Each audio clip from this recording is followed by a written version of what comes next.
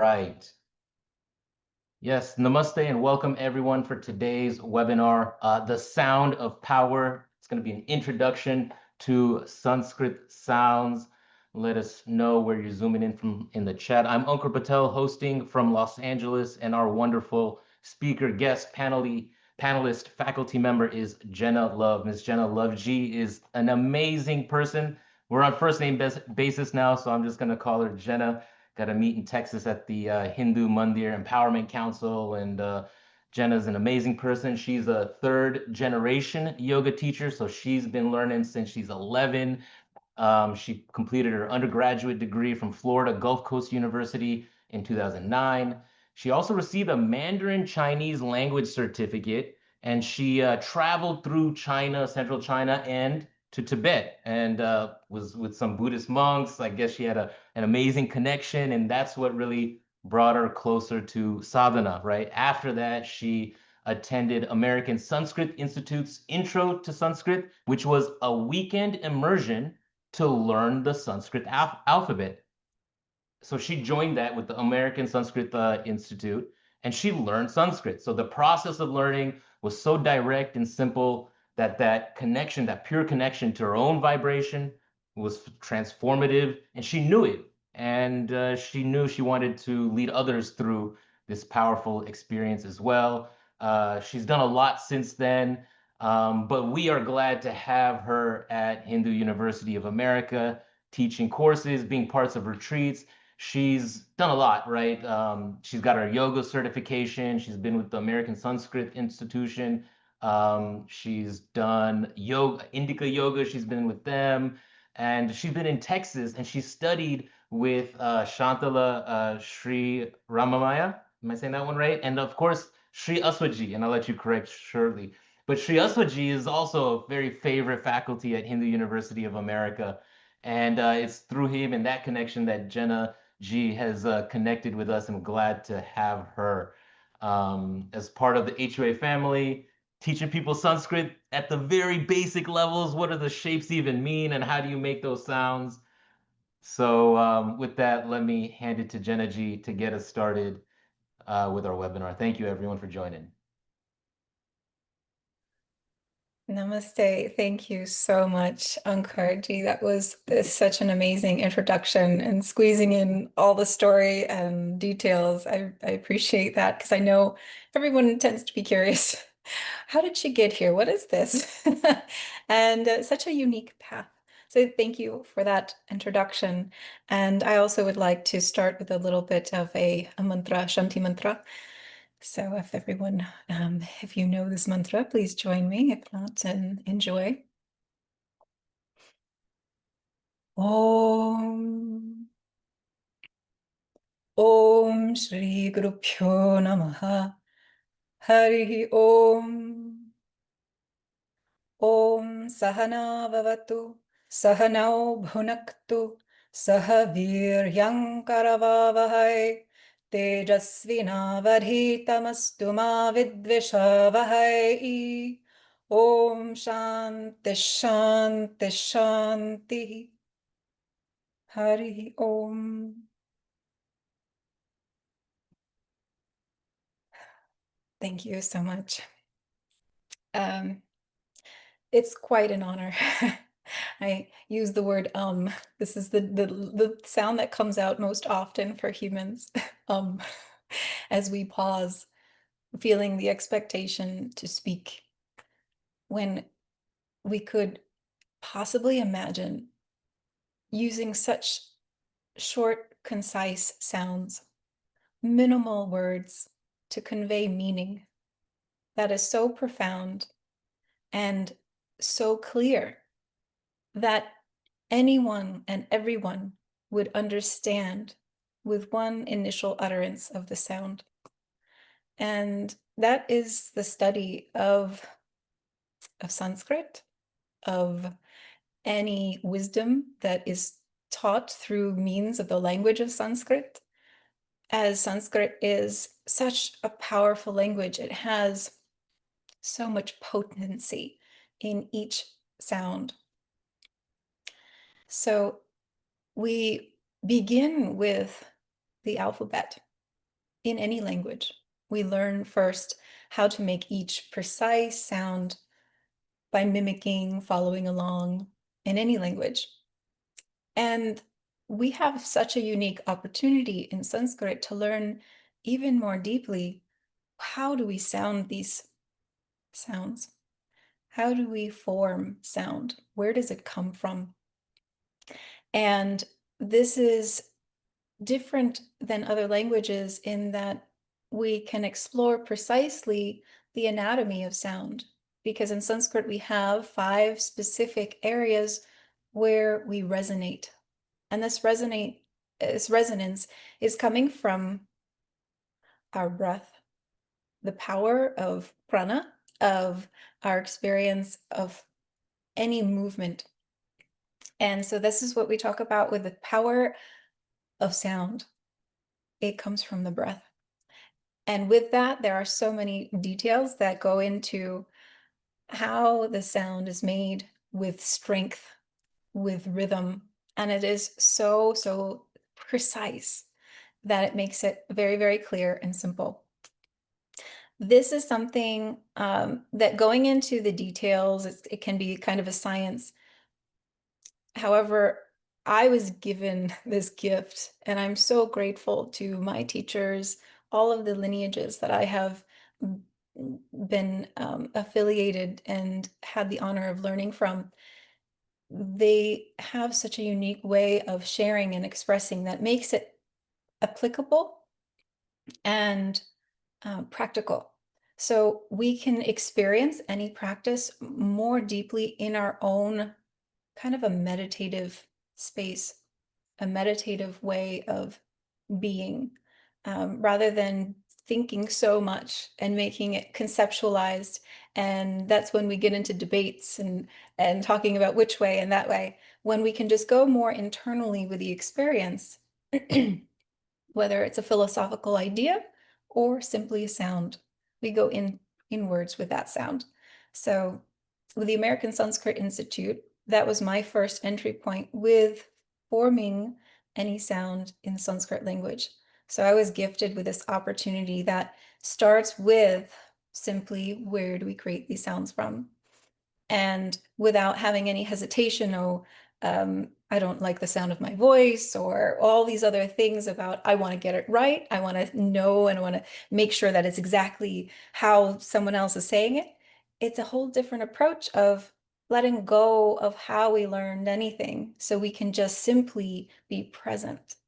And that's what these practices invite us to do, is simply be present in the moment.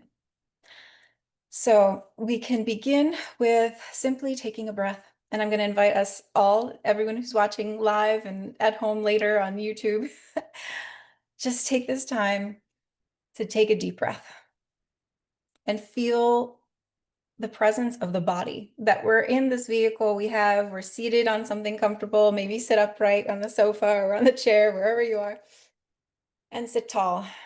Notice that when you breathe, okay, the shoulders rise up, everything lifts, and then exhale, release. Inhale deeply in through the nose, and exhale, sigh out through the mouth. This gives us presence. Already just notice the difference, the shift. You might feel that it's a little bit easier to smile depending on the day. It might be early in the morning, late at night, we're feeling fatigued, we're not quite awake. And just taking a deeper breath gives us that opportunity. We often forget in our daily lives. Our way of living has not been supportive to take breaks in this society. If you've been living in the States, everything is fast paced and we're expected to go. So here we want to take a breath and go inwards and give us that opportunity to feel connected and feel more deeply at ease. Because from this place, we can make sound.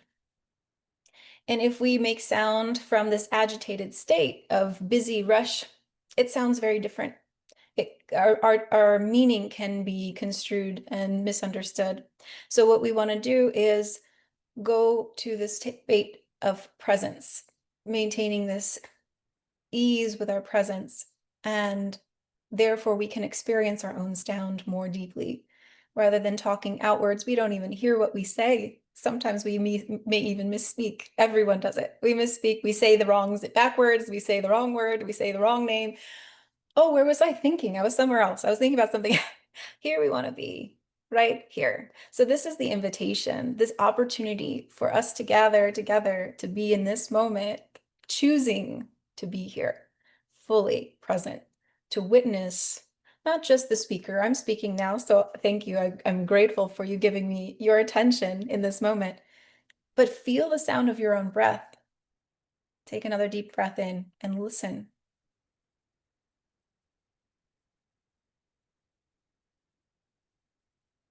It may not be so easy in this moment. It takes some practice to kind of get quieter and quieter. And this is not a yoga class, but we can do that later. So what I'm inviting now is take a deep breath in and exhale with sound. In and exhale. This time we're going to elongate that exhale out. In through the nose. Actually creating sound resonance as we exhale. Really just releasing the jaw and allowing the sound to come out.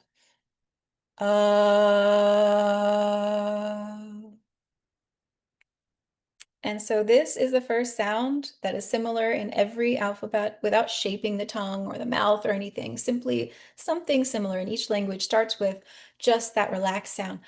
Ah.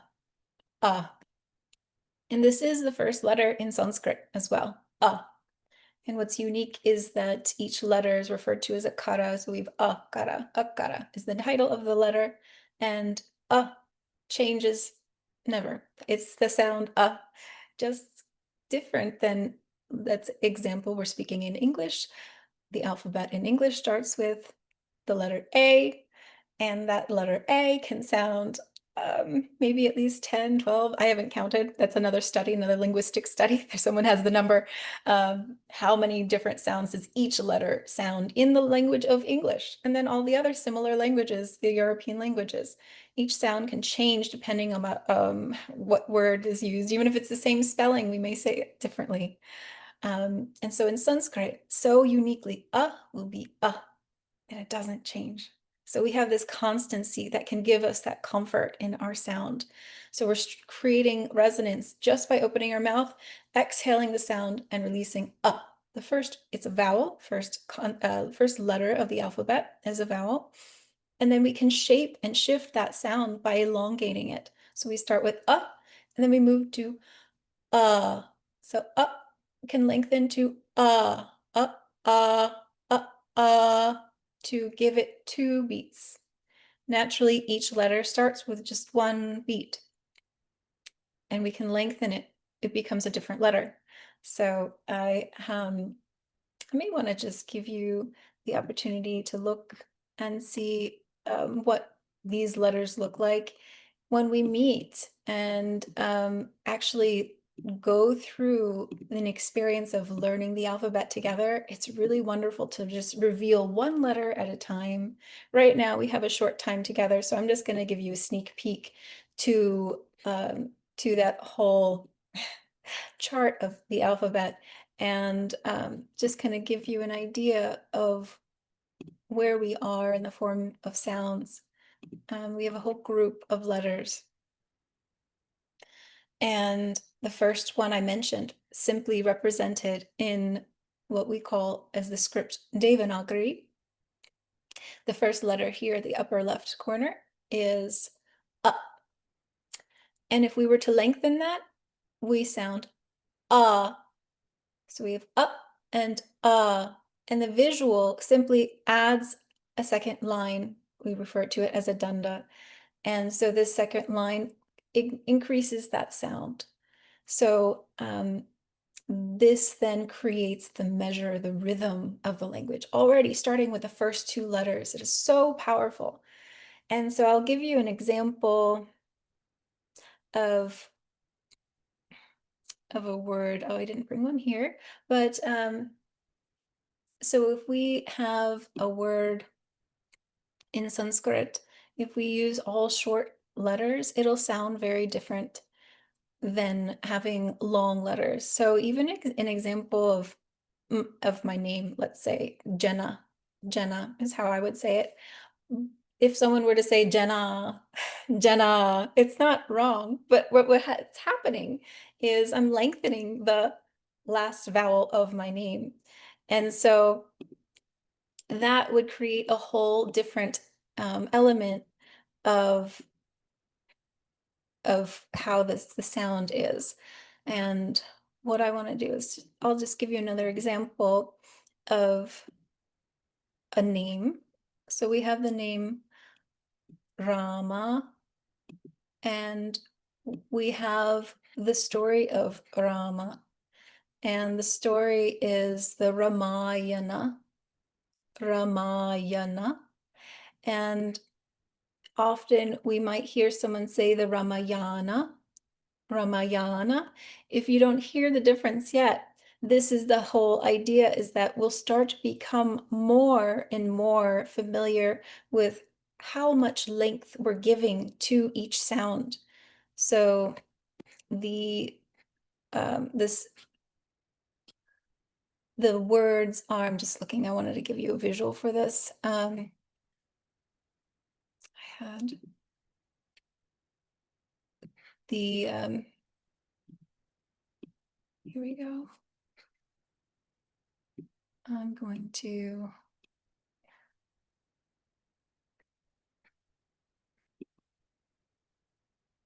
just going to share another screen really quick. Sorry about that delay. No problem, no problem. Here we go. So we have a second chart. We add the vowel to each of the letters. And we haven't even gone over the letters. For those of you who have never seen this before, please. I'm just diving in as an example. So we would have already chanted each letter of the alphabet and learned them specifically resonating where they're sounded. And then we would simply find each letter. And so that we have a word as an example. We look at each letter. So this first letter, we would find it over here on the chart, and we've lengthened the sound by adding an extra ah. So this letter we refer to in the alphabet, it's one of the semivowels. We resonate as r, and we then lengthen the sound ra to give it 2 beats. Then we would look at the next letter and see that we have it here. It's a green letter and it's a nasal sound. It resonates at the lips. We would say ma. When we add this extra line, it becomes a long ma. So we have ra ma, ra ma. Rather than if we didn't have this extra line, it would be short ra and a short ma, rama. Rama sounds different than Rama, Rama. Then we have 2 short sounds. We don't have an extra line, so we have a short ya and a short na. So we have ya, na, Ramayana. Ramayana is a name, story of Rama. And if we were to say Ramayana, we would have a long line here instead of Ra and Ma. So it's just giving an example of how valuable having that precise awareness of the measure. Each letter holds either 1 or 2 beats to give it sound, and it changes the pronunciation. It's different than enunciation, where we might emphasize something. In Sanskrit, we don't necessarily enunciate so much. It's more about how much length we have that gives that power to that sound. Ramayana, Ramayana. And I'll stop sharing for a moment. So that was a deep dive. For those who have no Sanskrit background, please, I don't want you to have a headache from all the busyness on the page. The idea is that we make this simple by color coding and creating a platform to guide us, having basically a map. Because in black and white, it becomes very overwhelming so quickly. So what we're wanting to do is give this step in between rather than just being expected to know the alphabet and be able to recite, read. It takes time. And so what we do is we color code. So that way we can group different kinds of letters and then be able to identify the unique curvature to each letter so that we first memorize the sound, going through with the meter of the vowels starting, and then the position as well, where we are in our palette. And I'll share another example for that. So going here, I'm going to play here. So we'll go together, feeling where we are in our anatomy. So this is the beautiful part of Sanskrit. We are so precise in where we're creating the sounds. It's not guessing and just trying to mimic someone. It's really receiving the instruction to reveal these sounds that are already in us. It's not something just made up and trying to fit in. It's really just revealing how the flow of your own breath can strike in a specific position and create sound. So our first sound, we start all the way in at the back of the throat. We refer to this as the guttural position. So there's these terms that we have in English. There's also terms in Sanskrit. So we start with the English ones because this may not be familiar for everyone anyway. So we discover together where we are in our own anatomy. So we have 5 positions, and we like to refer to them with our hand. We have 5 fingers, so we can actually use our hand to guide us and place that map. So if we start with guttural, it's at the back of the throat. So that would be the thumb pointing back. And that would be an example I already gave you as The letter is formed all the way back in the guttural position. Then we have going forward where the index finger would be pointing. So that would be pointing the guttural position, the palatal position. And that's beginning of the hard palate, and it's meeting the soft palate. And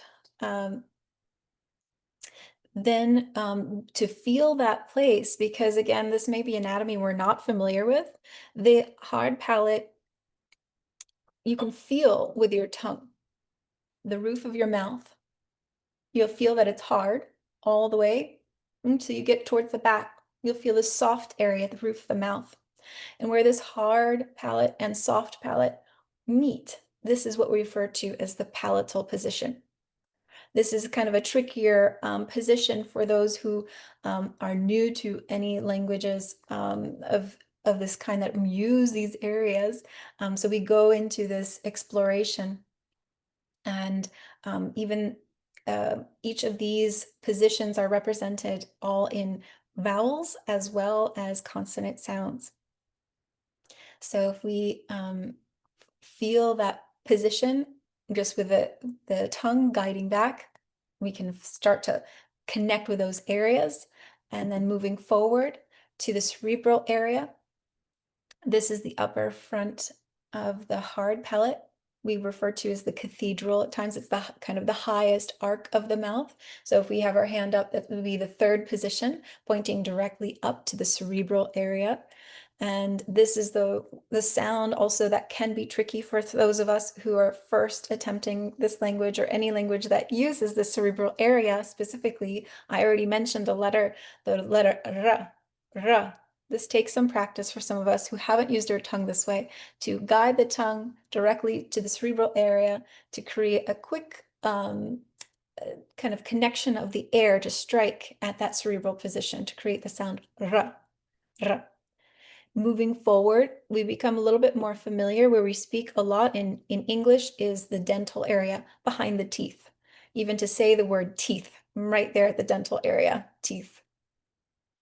Even dental, all that dental sound is right there in dental.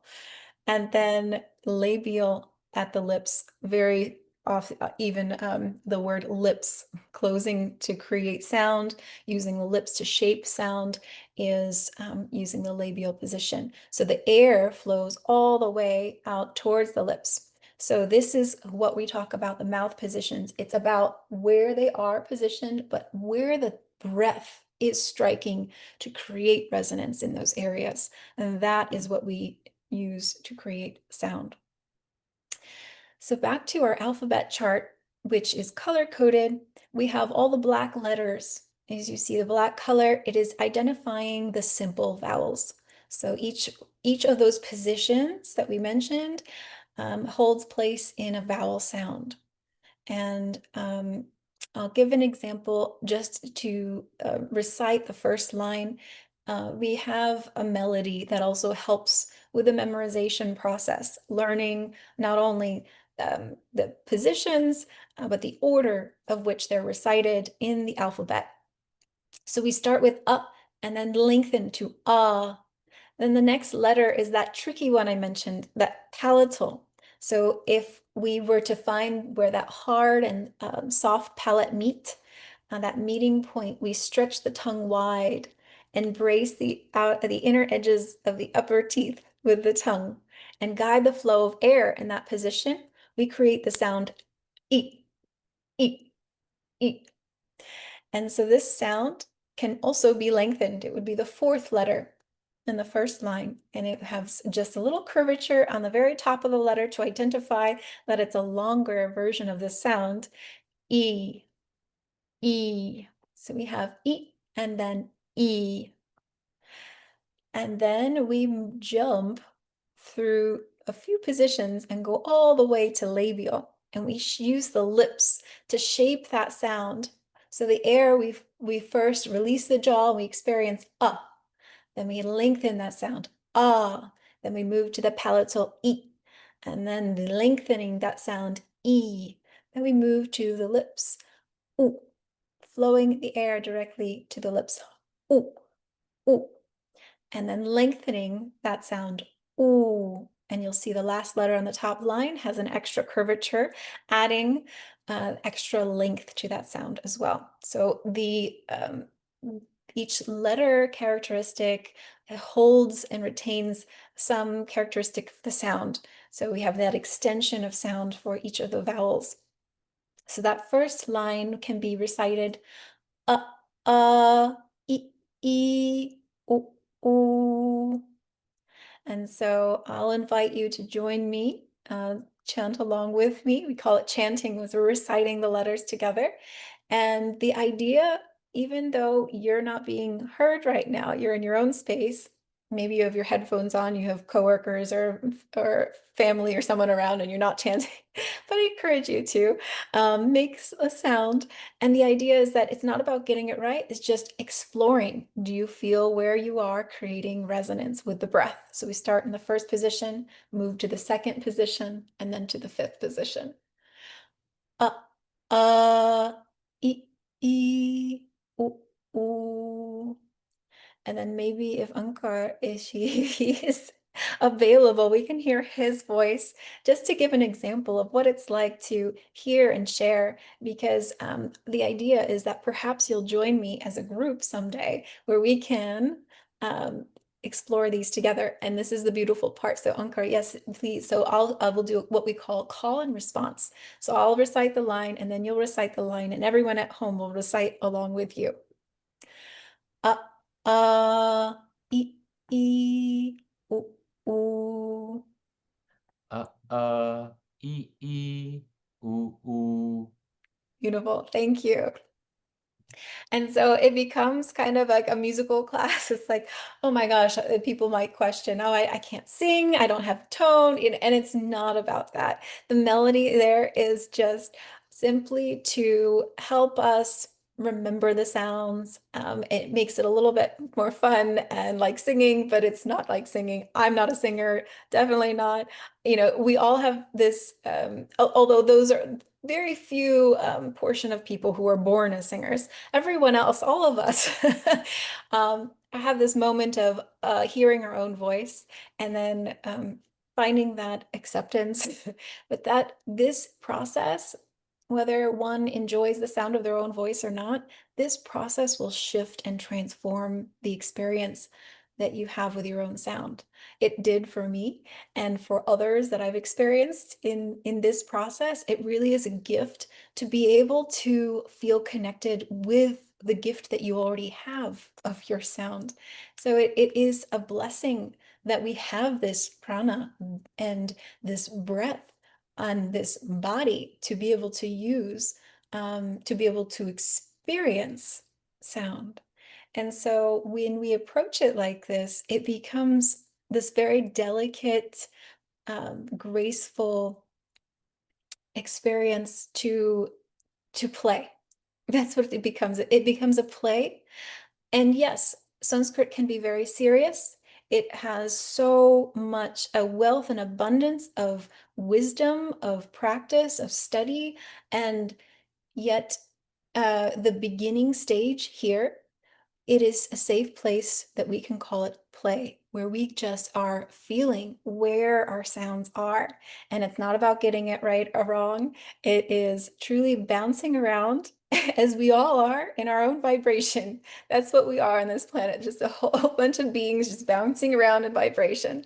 And so here, this is an opportunity for us to play together and witness each other's sound, to encourage each other, to ask questions, and to explore. And so we just recited very quickly the first line in the alphabet, and this continues. As you see, there's a whole page of colors and all different shapes, and what we will explore is how these are represented not only in this unique form as it is on this page, but also as I shared with you already, the next page that has the elongated version of each letter. So we expand from there. So each letter can then expand by placing the vowel. The black letters, as I mentioned, are vowels, and those then have kind of an abbreviation that can be then linked in Devanagari, the script, to identify its length and its sound. Here we have that long ah with a chart of consonants. And so on the left chart, we have just the original form, and we see the color-coded letters. I'll just recite that first line: k, k, g, g, ng. And then on the right, we have the same letters, but with a elongated line. And those will be pronounced differently because of the long ah. We then would lengthen this, including the melody now. Ka, ka, ga, ga, nga. So it's kind of like singing, chanting with a melody, but this will help us feel the flow of reciting these letters with clarity, with the correct length. So the length I've been emphasizing so much because it's such a simple thing to start being aware of, whether you choose to go to this depth of study in Sanskrit, or if you're just wanting to learn the wisdom of all the texts that are provided. You can at least look now. Notice, is there a long letter? You'll see this in transliteration by seeing a long line above the vowel. That will indicate a longer pronunciation of that. So even if you're not going into the Devanagari, you can actually take away from this little webinar that we can elongate the sounds that have the long line over the letter for pronunciation of those sounds. In Devanagari, it is more clear. So that's why I love encouraging people who are interested to really dive into the Devanagari in reading, because it's all simplified. Each syllable is spoken with such clarity. With transliteration, there's so many letters, and it kind of gets jumbled with other languages. So there's an extra processing that happens when we're reading transliteration versus in Sanskrit Devanagari. It's more direct. You can see the syllables, they jump out, and just the pronunciation is even more fun and brilliant to witness. So I've been emphasizing the length. The other thing that is really beautiful is the power of the breath through what we call the prana. We have alpa prana, which is short, small, and maha prana, which is great, large. So this is also color coded for us. Each sound of the consonants. Consonants are what contain that power of the breath, where we strike, and then how much breath is released into that sound. So we start with the alpa prana in the pink colors, the magenta colors. I know on the screen it might look a little different. These are all handwritten in markers. So the pink ones on the left column are all the alpa prana short. So the first letter is ka. And the next letter in the orange, this is going to be the same position in the guttural. The first letter ka is then emphasized in orange with more breath. Ka. Still one syllable, one beat. I should actually go back if I can. Yeah. Oh. Sorry about that. Too many pages. And so here we have the next, just the alphabet in its simple form. They're all one beat as far as the consonants. So there's no extra length here. When we add the breath, it's simply one syllable. We have cut and cut.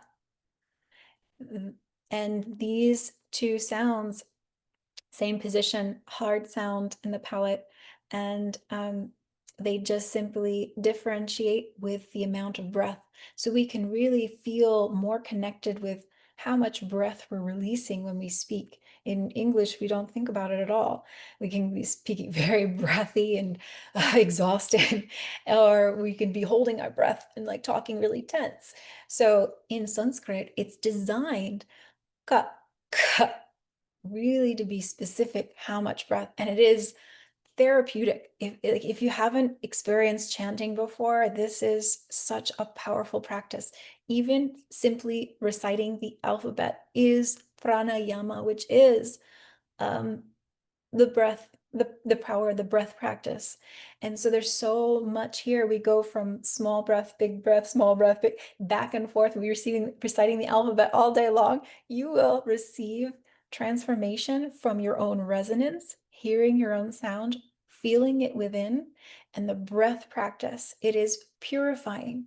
And to have this focus of the mind to be able to observe all these details in one word, it is going to transform the way one perceives everything, the way we're speaking. Just communicating in our native language, like when we're speaking English together, will change because we're becoming more aware of so many things simultaneously. It's really quite humorous to think about all the things that we do with our multitasking lives, where we're driving the car, we're drinking the water, we're on the phone, we're thinking about 10 other things, and then there's other cars on the road. And so we're designed to be multitasking, yet we're not taught how to refine that and to go into this one pointed focus. And so this is what Sanskrit is begging us to do, is just to be one pointed focus with our sound. And therefore our perception can be greater around us in everything else that we do. And we can choose to multitask, but that is the point. The word is choose. So in this practice, we are going to look at what our choices are and how to be present together as a group. And this will be the experience for us all to share, to be in the session, learning the alphabet and setting aside all of our other perceptions about what it would mean to get the sounds right and to like win. Basically, we're all trained to win in society. We have to get it right. We have to get it 100. We have to do it the first time correctly. And so we want to set all of those filters aside so we can just be present with the language Because all of that can come later if you want to go and get the master's and the doctorate and all those labels. Like it'll get more and more intense. But here, this is our opportunity to experience the sound, to to we can make corrections. Let's say if we have already learned Sanskrit or we've been reading for some time or chanting, but we might have not made these direct connections. It will take some time to rewire those connections. And it's not about that it was wrong, yet how much more connected can we be in these sounds? So I think that it would probably be good. Let's do escape here. Okay. And yeah, I think that was a kind of a good, massive, quick dive into the alphabet and what does it look like? What does it feel like to chant it and have the color coding and the purpose of all of that? And now perhaps a little bit structure wise, like how does this actually work? If we want to dive in together, we do have an opportunity coming up to be together in this course where we can experience the same way that I learned to the alphabet. The power in it is to be consecutive with our time, our hours. We can look at the alphabet and dive in rather than studying 1 hour a week, to go diving into this process to accumulate this understanding of how the letters work together, their relationships. We spend many hours together playing in our sound consecutively in one weekend.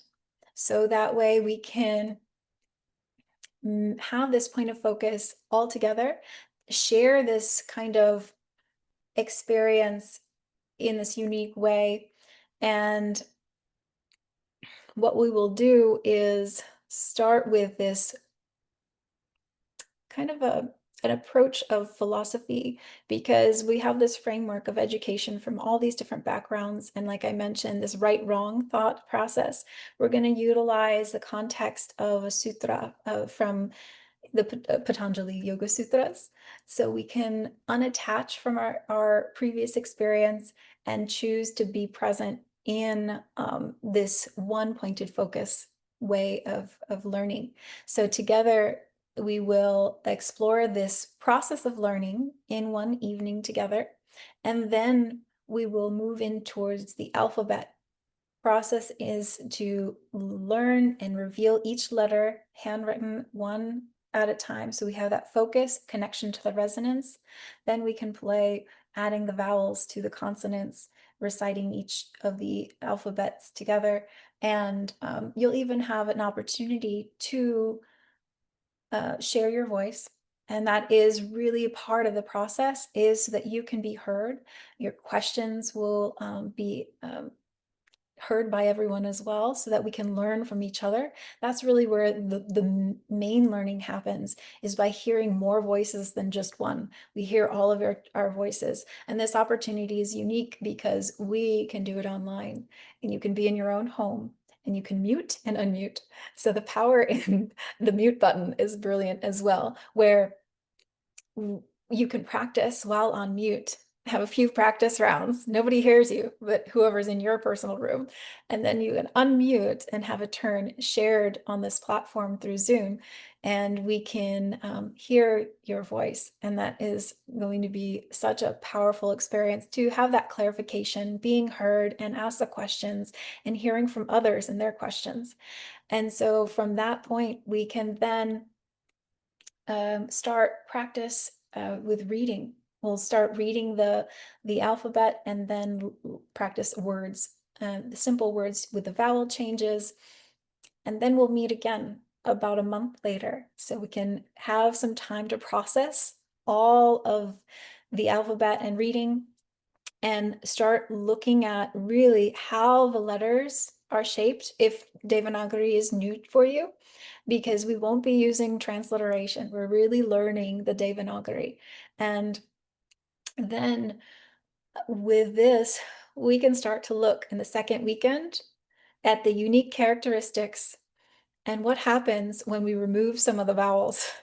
and combine the consonants. This is where we get tripped up sometimes when we practice reading. If those of you have been struggling with reading Devanagari, we quickly get caught when there's two compound consonants together. So we'll look at how the rules are for reading these compounds. So it becomes very clear and you'll be set free and be able to read. We start by color coding them first, so you can identify the unique characteristics. And we'll even go into learning more about the alphabet by switching it up. We're going to, on the second weekend, reorganize the alphabet. We'll learn it in its original form through its positions, going through, and then on the second weekend, we'll learn what we call Shivasutrani, which is a beautiful, amazing reorganization of the alphabet that is organized by its categories. So we get, again, another layer of depth with the alphabet and sounds. And through that process, we'll have a little bit of a glimpse of the importance of the grammar and the relationships of each letter in Sanskrit. So that's the big topic of spending a large time together. We will have, we do have a schedule laid out. So the commitment is for 2 weekends rather than ongoing classes each week. The uniqueness is this diving deep and retaining this information in a short period of time this way. So we can have some there can be some adjustments to the time of the schedule. So we know that it can be tricky sometimes to give a whole weekend. So what we do is we'll ask to agree on the specific time so we can all meet together, because how this works is it is accumulative. So if we miss a portion of it, it doesn't work. So as a group, we learn together, we ask the questions together. If someone needs to take a break, something comes up, we all just make an agreement that we will meet again, whether, okay, we have 5 minutes, 10 minutes, oh, someone needs a half an hour break, we'll take that break and come back as a group together. So it's a unique format where we stay together as a group, we learn together, and it's a really quite bonding experience to be able to share your voice in a safe space, to be heard, ask your questions, and by the end of the experience, feeling comfortable with reading and pronouncing Sanskrit.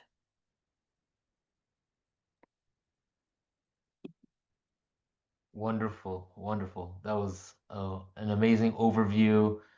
We can take some of your questions. I've got that poll up. I put details so that you can see it in writing, the dates and times. It's in the chat, November 789, December 567. And as Jenna G just said, the times are set as a group, but this is the windows that we're looking at: Friday, 8 p.m. Eastern, and then Saturday and Sunday, right? 3 p.m. to 6 p.m. Looks like a dinner break or a little break, and then 7 p.m. to 9 p.m. Yes. All right. Yes. So yes, we have it structured in that way. So if everyone can commit to that, we keep it as is. If we need to shift a little bit, we make those agreements for people. So we want to make that available for everyone, but we will make that commitment of that that kind of the starting point and ending point.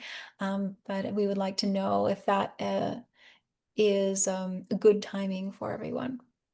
Great.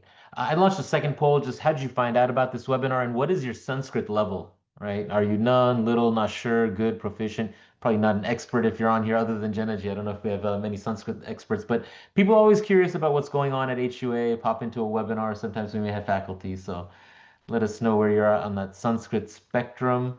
And any other questions coming in? I see 2 in the chat. Yeah, Fatima, I'll send you a little link. Maybe you can email me and we can get you details on North American scholarships, how to pronounce the 3 vowels you wrote in black. You're asking about Rama, Yana, N instead of Na, right? Yep. Rameshji? All right. And let me just yeah. And just let me launch this last poll on the enrollment. Let us know if you're interested in this course. now. Yeah. Okay, I've got a hand up. Who is this? Lakshmi ji? Okay, let's hear from Lakshmi ji.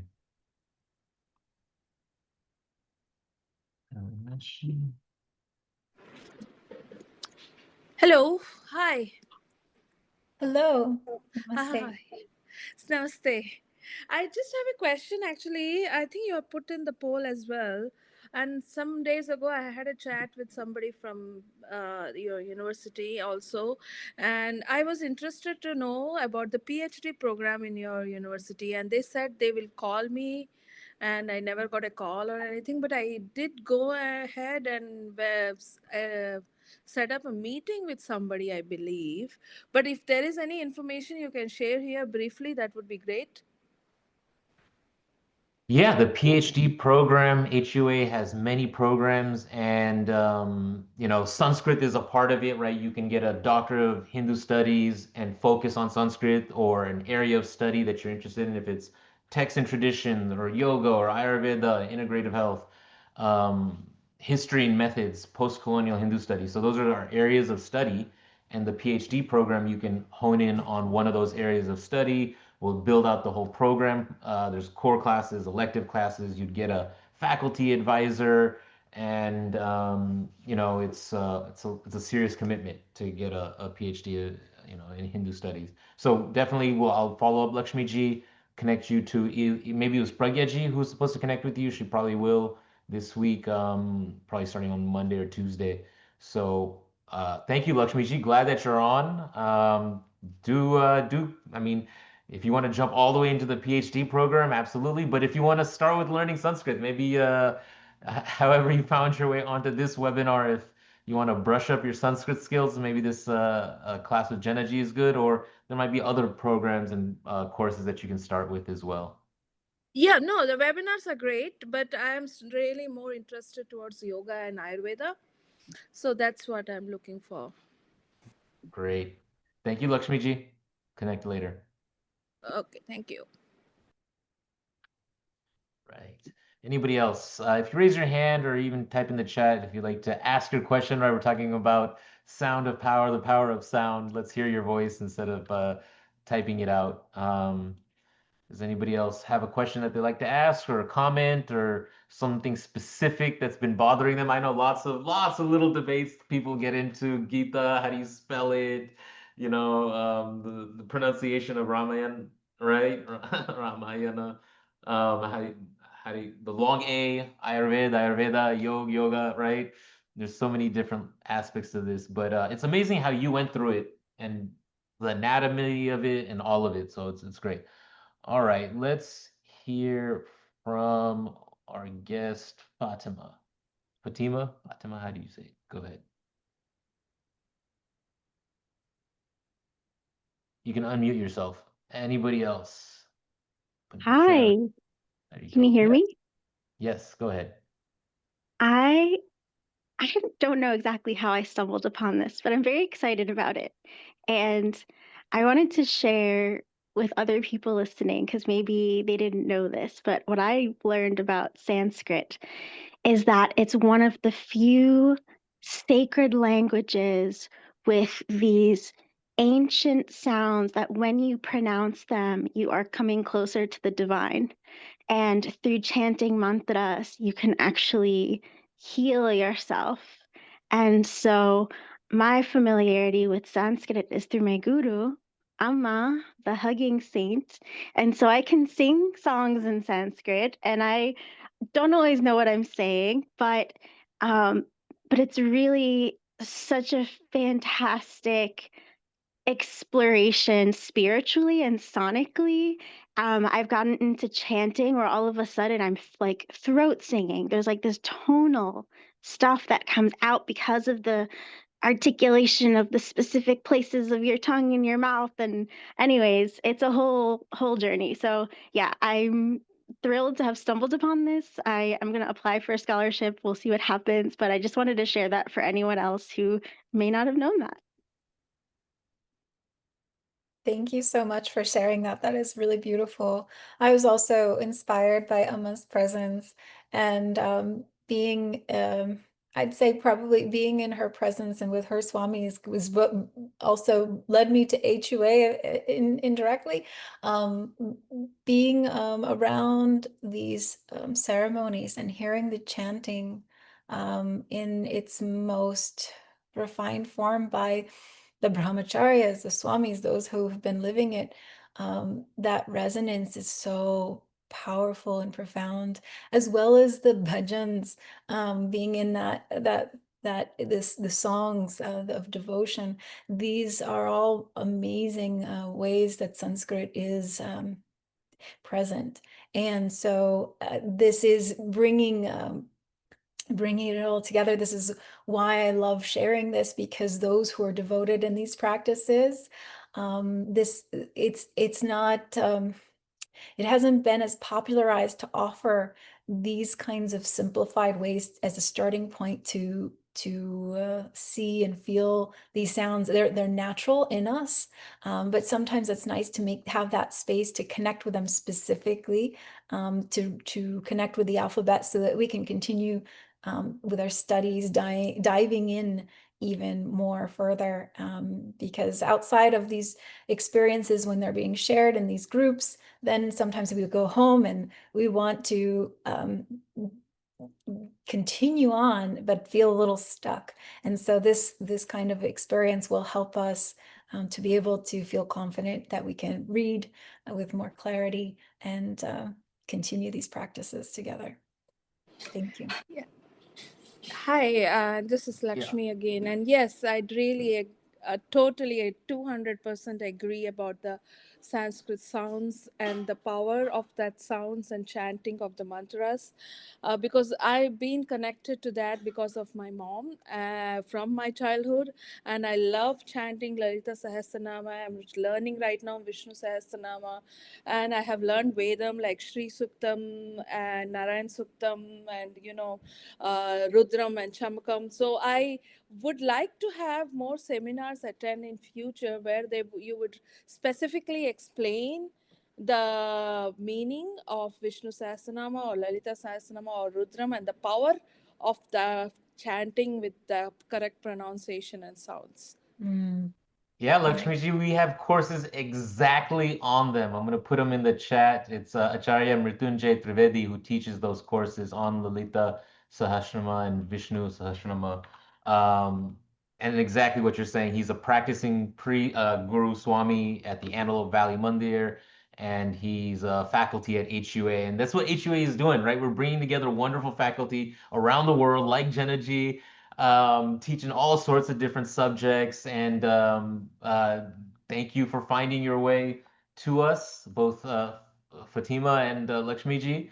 Awesome to hear you. I got a hug from Amma as well, right? Everyone is coming to hear from different paths, and we're glad to have you. And we're going to continue to build and offer new courses, and I'll put those in the chat right now as well, Lakshmiji.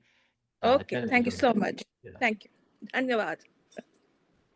And also, Sri Ashwat teaches a course on Rudram, which I also have attended, and it's a really powerful practice. And to know it, to practice it with meaning, it is really important to have access to both teachings, both the pronunciation and also the meaning, and they can be simultaneous or they can be layered, and it is pretty much a continuous practice, diving into the meanings of mantra, of Veda. It is multidimensional, multifaceted, so it's going to have different meaning every time we look at it.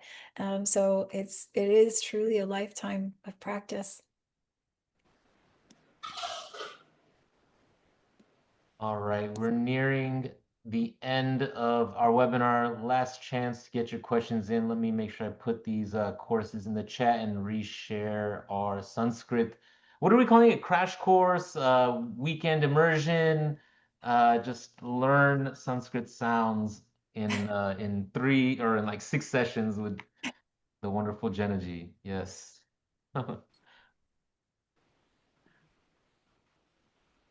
Right, Jenna Ji, I think I'm going to keep handing it back to you. Okay. Yes. So the introduction to Sanskrit sounds is what we've decided we'll call this. I mean, this is such an experience. It's an experiential way to not only study, but to practice and to explore, to go inwards in a more meditative, expressive way, to connect whichever path it is that you are on and you are going. So this is going to be a really connecting not only to your own sound, but also in a group environment, which is important.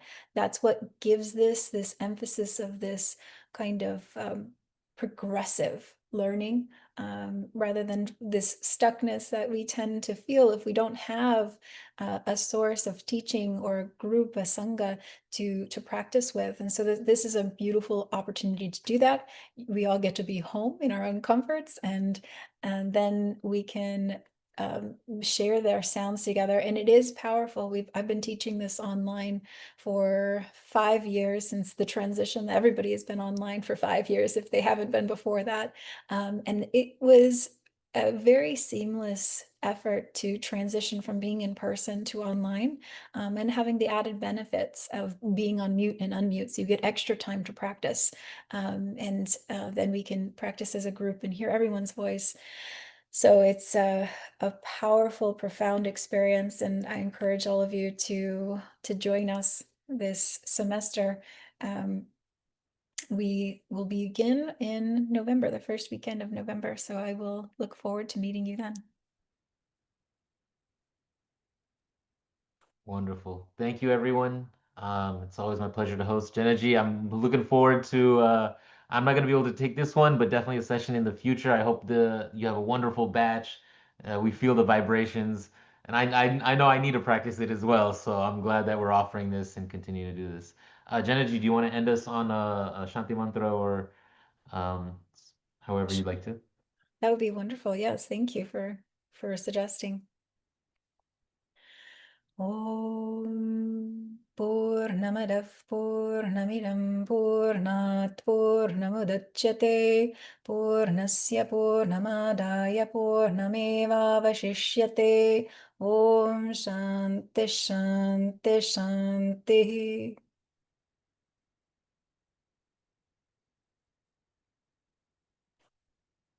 Thank you. Good night. Or have a rest of your good day. Namaste.